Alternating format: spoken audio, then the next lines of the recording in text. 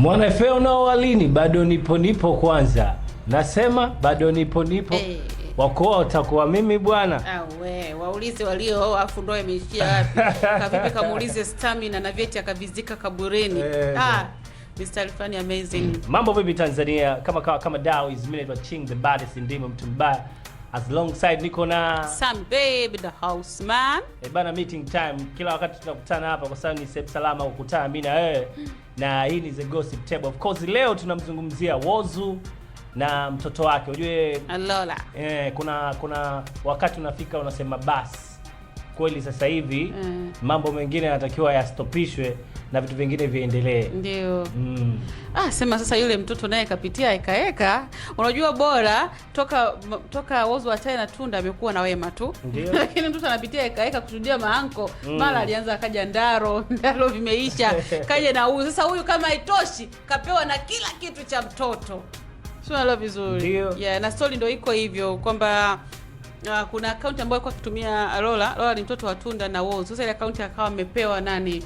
Yule bwana mkubwa ambaye ndio sasa hivi mapenzi moto. Akapewa na account kutumia. Alafu kizingatia Lola pia ni brand ambassador wa makampuni, si unaelewa? Kwa hiyo ikabidi Whozu afanye kazi ya kwanza kutafuta wale watu wa makampuni kuambia jamani account hii msitumie tena hivi na hivi. Kitu kimoja ambacho unajua kitu ambacho kinaendelea kwamba Tunda na ameingia kwenye penzi jipya. Yuko kwenye penzi jipya na huyo mtu wake, si ndio? Ndio. Whozu amezaa na Tunda. Umeelewa? Mtoto ambaye anaitwa Laura, ndio yupo katikati hapa. Yule ndo anaendesha biashara. Yaani yule ndo mwenye account. Ndio. Kwa sababu account inahusiana na mambo ya watoto, vitu vya matangazo na nini. Umeelewa? Yes. So pande mbili kati ya Whozu na Tunda. Kwa hiyo Tunda alivyomuingiza yule mwanaume ndo hapo Whozu akachukua maamuzi kuona hivi sivyo account inavyotakiwa kuendeshwa. Umeelewa vizuri? Kwa hiyo ndio maana Whozu akaja kwenye mitandao akawaomba radhi baadhi ya makampuni na mataasisi tofauti ambao wanafanya kazi ya matangazo kupitia akaunti ya huyo mtoto kwamba itabidi ibadilishwe. Ndio, yes. Sasa inawezekana kwenye kubadilishwa ikawa inaendeshwa na Whozu au itakuwa inaendeshwa na mtu ambaye atakuwa anaangalia account kupitia pande zote mbili. Ndio. Pande za baba na za mama. Lakini mwisho siku jamaa bwana nimekutana na waraka wa kuomba radhi. Kama vile ameomba radhi fulani hivi.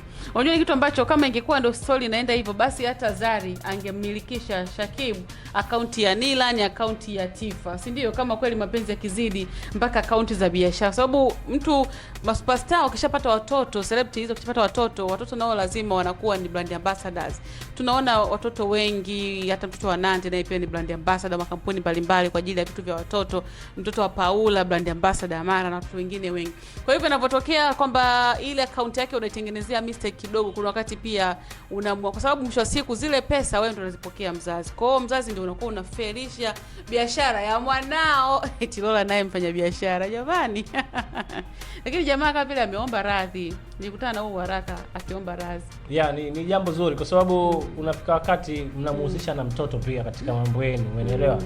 Mtoto tumeona hata kina watoto wa Diamond hata Tifa anapozaliwa alikuwa ni brand ambassador wa makampuni makubwa sana. Ndio. Yaani alipozaliwa tu tayari wadau makampuni walimfuata na maisha akaendelea.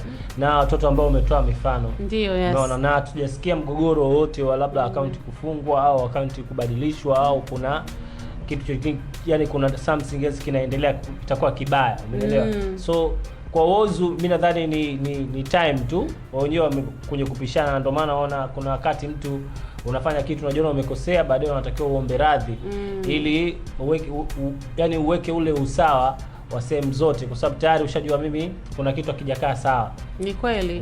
Kwa hiyo ni jambo zuri kuomba radhi na ni heshima pia kwa sababu kuna wengine hawajuagi kabisa kama mimi nimekosea. Wengine hawajui. Nimeona baadhi ya celebrities wengine wamelibeba hili jambo, yaani wamelibebelea juu, yaani utafikiri kitu gani sio? Yaani kama vile uko unamsubiri Tunda kosee tu kitu watu wakibebelee. Yaani watu wengi wamekuwa upande wa Whozu kama baba kutetea kitu ambacho kilifanywa kwa mtoto wake. Ajue Tunda mimi ninavyomuona sometimes yani sio sometimes anafanya maisha yake. Umeelewa? Kwa hiyo sasa hivi unajua kuna ule usimba na Yanga kama kuna beef fulani ya chui na Simba, umeelewa zile maanake ukiona huku Ozu yuko na Wema, umeelewa maisha fulani ambayo mara unasikia kumbe tulikuwa tunazungumzia kwa mama wamegombana, lakini kumbe ni ngoma, ni kinganga, umeelewa? Unajua zile kwa mapenzi bado yako shamsham, yani moto moto. Kwa hiyo ukija kwa Tunda na Whozu ni wazazi, umeelewa vizuri. Kwa hiyo ni swala la vita tu kunaviona hapo, umeelewa? Kwa ndio maana Tunda huwa anafanya maisha yake na ameshow kwamba amemwonyesha mpenzi wake mpya, maana yake kama maisha fulani yanatakiwa yaendelee. Na watu wamwambia sasa this time atulie naye sasa asibadilishe mwingine tena. Ni maisha ya mtu. Sawa, lakini ni maisha ya mtu. Kuna wakati pia sasa yani mtoto unamtengenezea image gani nyingine bwana? Awe tu kinganga kama Whozu. Mbona Whozu unajua serious toka Whozu achane na Tunda amekuja kuwa na Wema, ni Wema tu. Lakini Tunda tayari kashabadilisha wanaume, huyu ni wa pili. Kwa hiyo kuna wakati watu wamesema, yani hao ni wadau kwamba at least huyu awe wa mwisho.